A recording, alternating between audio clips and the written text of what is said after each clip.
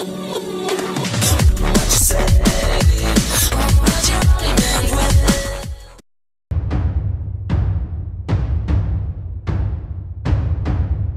nhân thứ 24 rơm rớm nước mắt trong ngày khỏi bệnh. Tôi từng nghĩ mình đã cận kề với cái chết, nhưng các bác sĩ Việt Nam đã cứu mạng tôi. Sáng ngày 30 tháng 3 thì 27 bệnh nhân điều trị tại Bệnh viện Nhiệt đới Trung ương đã được công bố khỏi bệnh hoàn toàn. Niềm vui sướng hạnh phúc thể hiện trong từng giọt nước mắt, nụ cười và cả những cái ôm đầy tình cảm.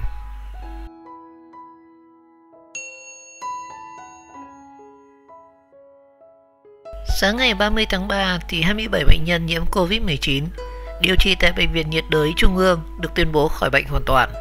Họ gồm các du học sinh, người nước ngoài, hướng dẫn viên du lịch, tiếp viên hàng không đã nhiễm Covid-19 trong thời gian qua trên các chuyến bay hoặc là các hành trình di chuyển ở Việt Nam. Và không cần những bó hoa thì tập thể đội ngũ y bác sĩ Bệnh viện Nhiệt đới Trung ương gửi tặng các bệnh nhân một tràng pháo tay rực rỡ.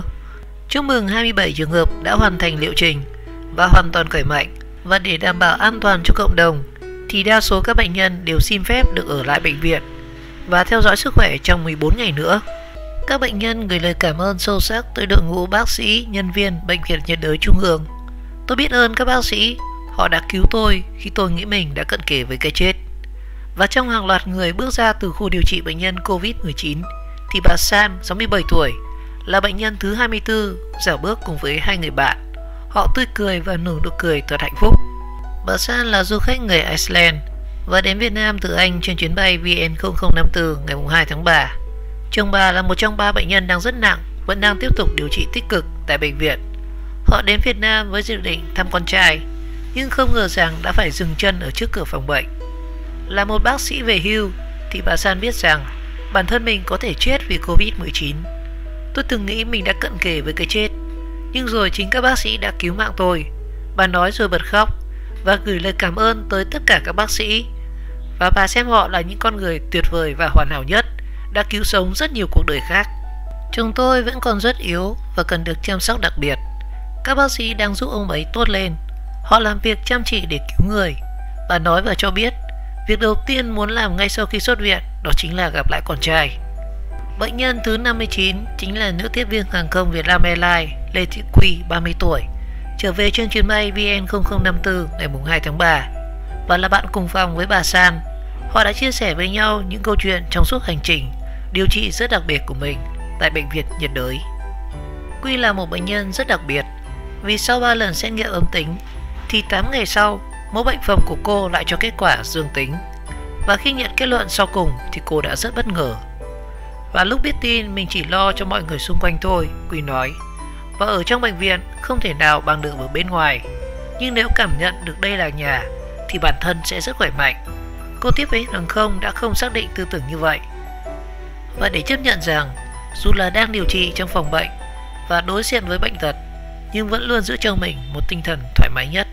Bệnh nhân thứ 39, anh là hướng dẫn viên du lịch 25 tuổi và đứng một góc trước khi tiến gần tới các bệnh nhân khác. Và khi phát hiện ra hành khách người Anh dương tính thì anh đã được đưa thẳng tới Bệnh viện Nhiệt đới Trung ương và kết quả là dương tính với virus. Và không hoang mang, anh nói rằng rất an tâm khi được đội ngũ y bác sĩ tận tình chăm sóc ở đây. Để rồi ngày hôm nay, khi xuất viện sau 3 tuần điều trị, anh vui mừng khôn xiết. Các bác sĩ theo dõi sức khỏe của tôi hàng ngày để nắm tình hình sức khỏe và của các bệnh nhân. Và cuối cùng thì mình đã vượt qua được sau những ngày rất khó khăn tưởng như là không thể, anh để chia sẻ. Trước hết là bảo vệ sức khỏe của chính bản thân, sau đó là chữa trị thật tốt cho các bệnh nhân khác. Bác sĩ Trần Văn Giang, Bệnh viện Nhiệt đới Trung ương nói rằng hôm nay là một ngày rất vui đối với anh và tất cả các đồng nghiệp vì rất nhiều bệnh nhân đã được xuất viện. Hiện tại thì sức khỏe của cả 27 bệnh nhân đều rất tốt, tình trạng viêm phổi đã được cải thiện rất nhiều và xét nghiệm đã có ít nhất 2 lần âm tính liên tiếp.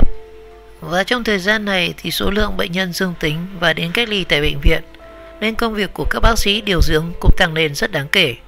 Nhưng mọi người vẫn đang rất quyết tâm để góp phần công sức vào công cuộc đẩy lùi dịch Covid-19, bác sĩ Giang chia sẻ với phóng viên. Phần lớn thì các bệnh nhân mới nhập viện đều rất lo lắng, nên trong quá trình điều trị, ngoài thực hiện các vấn đề về chuyên môn, thì các bác sĩ cũng thường xuyên phải động viên và chia sẻ với người bệnh. Và dần dần thì họ sẽ cảm thấy an tâm và hợp tác nhiều hơn trong quá trình điều trị. Chúng tôi vẫn liên tục họp hội đồng chuyên môn để đánh giá tình trạng các bệnh nhân nói chung, và trong đó thì có cả các bệnh nhân rất nặng. Và qua những báo cáo thì chúng tôi xem xét 3 bệnh nhân nặng đã tiến triển tốt hơn và đã cai được máy thở. Vì thế chúng tôi cảm thấy rất khả quan vào sức khỏe của các bệnh nhân này. Và để đối phó với những tình huống xấu nhất, thậm chí là rất khẩn cấp, thì bệnh viện đã lập ra rất nhiều kịch bản, bác sĩ Giang nói. Và mọi thứ đều đã có trong kế hoạch, và họ sẽ làm việc theo đúng kế hoạch đã được lập ra. Đây là dịch bệnh rất mới và còn rất nhiều vấn đề cần phải nghiên cứu. Và trong giai đoạn đầu, chúng tôi đã rút ra được rất nhiều kinh nghiệm. Và chúng tôi tin rằng thời gian tới, với những kinh nghiệm này, nếu có các ca bệnh mới, thì bệnh nhân sẽ được điều trị một cách bài bản và tốt nhất. Anh Giang cũng cho biết, 2 bác sĩ tại khoa cấp cứu nhiễm Covid-19 hiện sức khỏe đều đang rất ổn định và không có triệu chứng lâm sàng gì đáng kể. Và để hạn chế lây nhiễm chéo cho các nhân viên y tế, thì các bác sĩ điều dưỡng đã chuẩn bị các phương pháp tốt nhất để khi làm thủ thuật trên bệnh nhân thì cần phải rất nhanh chóng và gần như là ngay lập tức. Với Bệnh viện Bệnh nhiệt đới Trung ương, hiện nay có trên 30 trường hợp đã được chữa khỏi và xuất viện, còn trên 60 ca bệnh dương tính thì đang được điều trị. Và trong số họ thì rất nhiều người đã được xét nghiệm âm tính lần 1. Chúng tôi vẫn sẽ theo dõi sát sao các bệnh nhân đã khỏi bệnh, tiếp tục liên hệ với họ để trao đổi thêm, và liệu có những triệu chứng gì nữa hay là không. Đó sẽ là những kinh nghiệm, bài học trên hành trình làm rõ hơn về loại bệnh này, bác sĩ Giang khẳng định. Nữ bác sĩ Phương Mai nói rằng sự kiện 27 bệnh nhân được khỏi bệnh là một sự động viên to lớn cho đội ngũ y bác sĩ. Bản thân chị và các đồng nghiệp xác định vẫn còn phải rất vất vả, nhưng khi nhìn các bệnh nhân được ra viện, chị cảm nhận thấy rằng bản thân sẽ quyết tâm hơn chiến đấu chống lại dịch bệnh này. Một cuộc đời làm nghề y sĩ không có gì vui sướng hơn khi bệnh nhân khỏi bệnh, nhất là giữa đợt dịch bệnh đang nặng nề như thế này. Cả thế giới đều đang rất run sợ, nhưng chúng tôi vẫn sẽ đứng ở đây để điều trị cho tất cả các bệnh nhân.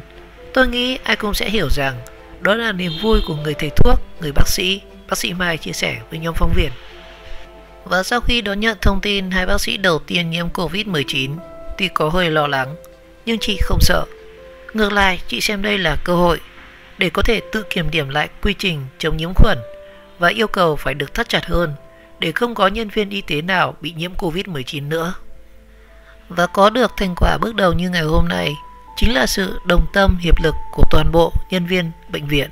Chúng tôi luôn ghi nhớ nhiệm vụ của mình. Trước hết là bảo vệ sức khỏe của chính bản thân, sau đó là chữa trị thật tốt cho tất cả các bệnh nhân, bác sĩ Mai nói. Và đúng 10 giờ 30 phút sáng ngày 30 tháng 3 thì 27 bệnh nhân Covid-19 điều trị tại Bệnh viện Bệnh nhiệt đới Trung ương đã được Bộ Y tế công bố khỏi bệnh. Tất cả đều có tình trạng tốt, sức khỏe ổn định và đã có ít nhất từ 2 đến 3 lần xét nghiệm âm tính với SARS-CoV-2. Và đáng chú ý, trong số 27 bệnh nhân được xuất viện có luôn bệnh nhân số 17 Nguyễn Hồng Nhung ở đường Trúc Bạch, Hà Nội. Và trong thời gian này thì số lượng bệnh nhân đang tăng lên. Do đó thì công việc của các bác sĩ điều dưỡng Bệnh viện nhiệt đới Trung ương tăng lên đáng kể. Nhưng mọi người vẫn nỗ lực góp sức mình vào công việc đẩy lùi dịch Covid-19 tại Việt Nam, bác sĩ Trần Văn Giang, Bệnh viện Bệnh nhiệt đới Trung ương chia sẻ. Như vậy thì cho đến nay thì đã có 52 bệnh nhân trên cả nước khỏi bệnh và đã ra viện. 142 ca bệnh còn lại thì hiện đang được điều trị tại 22 cơ sở y tế trên cả nước. Trong đó thì Bệnh viện nhiệt đới Trung ương cơ sở Kim Trung đang tiếp nhận nhiều nhất bệnh nhân với 53 trường hợp. Và cũng trong sáng ngày 30 tháng 3 thì rất nhiều công dân thực hiện việc cách ly tại Bệnh viện nhiệt đới Trung ương cũng đã hết hạn thời hạn cách ly và cũng đã được trở về nhà. Và ai nấy đều có tâm trạng rất vui mừng và bày tỏ sự cảm ơn đến các cán bộ y tế đã giúp đỡ hỗ trợ cho mình trong suốt thời gian dài vừa qua.